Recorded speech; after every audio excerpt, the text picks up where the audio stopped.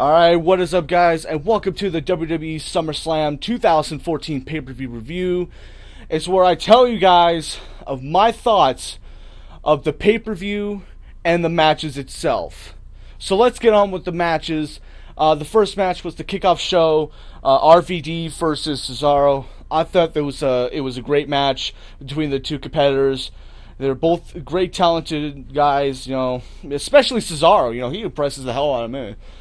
And at the end of the match, RVD hits what I thought about the sick move is where Cesaro,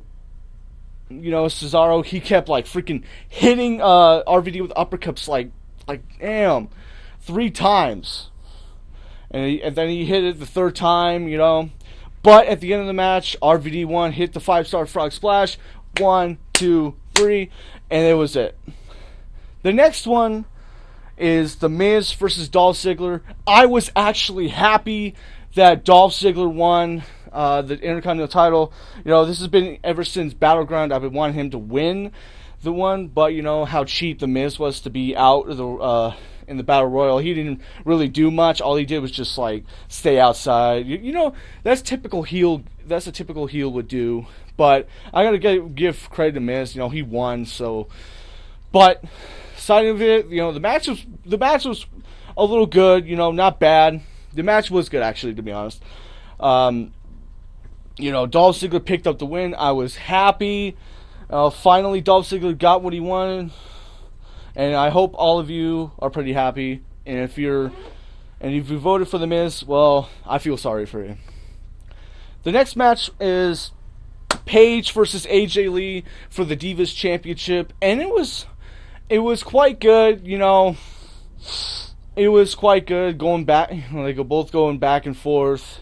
At the end of it, Paige was going to set up for the Paige Turner. AJ reverses into the Black Widow. Paige reverses into that. It's like on 2K14. I forgot what it was called.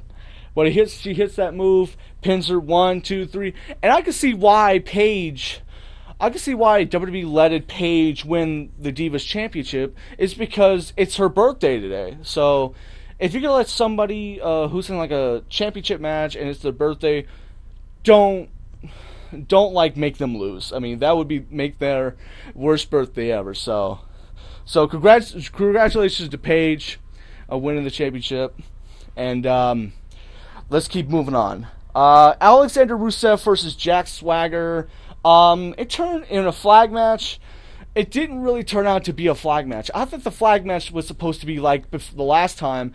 They would have both flags be on top of the top of the ring post, and then one of them, whoever grabs the flag, wins. But this time, it was like what Vince Russo would book, sort of. It was like kind of where both flags were each ringside, and the winner of that would have their national song play. Yeah, never even knew about that kind of thing. So, at the beginning of it, before the match, Rusev attacks. Then Swagger goes after that ankle. Rusev is in pain, but then Rusev got him at the end of the match. He started crying when he put him in that camel clutch, making him humble. But Jack Swagger didn't tap out. He pretty much just passed out. So I'm telling you, WWE, if you're seeing this, I got a suggestion for you. For the ending of their feud, have it at Survivor Series, where we have both teams. There is Team USA versus Team Russia or Team International, whatever you got, and make Swagger and Rusev the final 2, right? And have Swagger beat Rusev, and that would end Rusev's streak. Rusev is really impressive. He's impressed me since Royal Rumble, doing them kicks. I was like, damn. So yeah, the match was it was okay. The match was okay. Swagger. I thought Swagger would win, but he's lost twice. The other win was a big fluke because he was a count out, but didn't really count. But congrats to Rusev, but always USA. All right, next is Seth Rollins versus Dean Ambrose in a lumberjack match. To be honest, I didn't really like the match type. I thought it was like stupid. I thought they would choose a parking lot brawl or a hardcore match, something like that would fit them. But no, they choose the lumberjack match. But it actually went quite good. They both went in the crowd. They both tried to get in the crowd, have a little crowd fight. But then they started to break them up. This was like security trying to break up a fight. But then Kane comes out. Kane comes out of nowhere into the thing because Kane has a little. He is kind of involved in it, sort of. But he comes in, attacks. He breaks up the pin. He breaks up Dean Ambrose's pin. I thought it was good. It wasn't really disqualification at all. Kane's director of operations. He's corporate Kane. Breaks it up. Goldust just gets in his face like holy crap. Then everybody starts fighting in there like it's a preview of the Royal Rumble.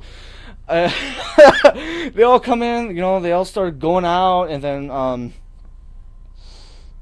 And then, Seth Rollins gets a cheap move by hitting him with the briefcase, and it was it. Hit him, he pins him, 1, 2, 3. It was over, and it was good. I gotta say, it was a good match, but yeah, it was really good. All right, next is Bray Wyatt versus Chris Jericho. Now, this one was pretty damn good. I think the ending of it was pretty good. Going back and forth. And it was actually a fair match without having, Luke Harper and Eric Rowan being in there. And then Bray Wyatt would win. But Bray Wyatt won on his own. I'm glad for Bray. He actually, Jericho put over Bray. So Bray could, win. Yeah. It was quite good, going back and forth, ending. It took Jericho down with 2 Sister Abigails. Took Chris Jericho down. 1, 2, 3, and it was over. So I thought that match was good. Now the one match that I thought was Stephanie McMahon versus Brie Bella, and this is Stephanie McMahon's first match back over a decade ago. The last time she fought against her father, Vince McMahon. It was pretty much like Vince McMahon didn't really give a fuck about his family back in those days when Vince McMahon was still around. He was pretty much the SmackDown general manager, beating up his daughter, having Brock Lesnar coming in and shit. But yes, that match was pretty good, and Stephanie McMahon's attire was pretty good. It was nice. Stephanie, it was pretty much, the match was all about Stephanie just hitting Brie Bella, slamming her. It wasn't really much of a match. So, and then Triple H comes out, tries to break up that, the yes lock that Brie Bella has on Stephanie McMahon. Nikki Bella comes out of nowhere. I thought she would interfere with Triple H, give him a low blow, but no, just stands over there. But then Brie Bella hits the drop kick, just baseball slides Triple H, and then Stephanie McMahon, she's freaking sandwiched.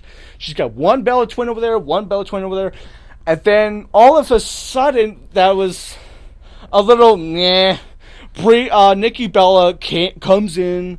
Nikki Bella and attacks Brie out of nowhere, and I thought that was what is wrong? Why would she want to join the Authority? I mean, I like having Seth Rollins for in it, but Nikki Bella, she might join the Authority, or maybe she just only did it just to have Stephanie win because Nikki didn't want to get fired. All right, but the match was all right. I wasn't really a fan of it. Stephanie hits the pedigree, 1, 2, 3. Yeah, pretty much. It was it. All right, next up is Randy Orton versus Roman Reigns, and I thought it was quite a good match, and all in all serious, but both going at each other lefts and rights. And the two good moments from Orton that he did to Roman was the one where Roman was going to hit him. When Roman's going to hit him with a spear and then fall away slam out of nowhere. That was pretty sick. And the one with where Roman launches from going up and then Randy catches him with the RKO. I thought that was going to be it, but no, it didn't really happen. But then at the end of the match, Roman Reigns spears him 1, 2, 3, and this is probably the start of Roman's road to beating the WWE champion. But that's pretty much all started ever since Roman broke up. Roman broke up in the Shield. He's not with the Shield anymore. But now I think Roman has got what it takes to become a WWE World Heavyweight Champion in the future, but not right now. He's got more to come. He's still a newcomer, but he needs to prove himself more. Just like Daniel Bryan, that he's worthy to be a WWE World Heavyweight Champion. Now next is the main event.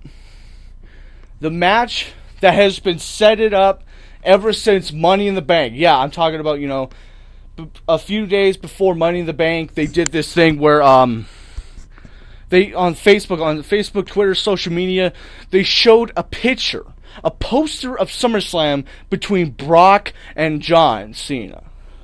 And I think that was not fair at all. I don't know what was their mind to do that.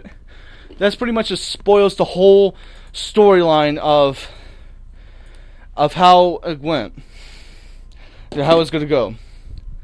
But let's get on to the match.